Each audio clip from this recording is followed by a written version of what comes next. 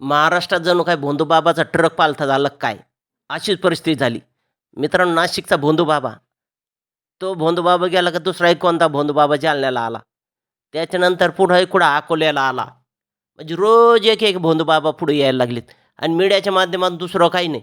फक्त भोंदूबाबा, भोंदूबाबा, भोंदूबाबा, भोंदूबाबा. अरे या भोंदूबाबाचा एकटाच त्यांना धरा ना साऱ्यांना. भोंदूबाबा कुठं राहते साऱ्यांना माहिती आहेत. मग या भोंदूबाबाचं एकदाच नामोनिशाण मिटवा. त्यांना साऱ्याला अटक करा आणि जलात टाकून द्या ना. एकदा विषय तरी संपेल.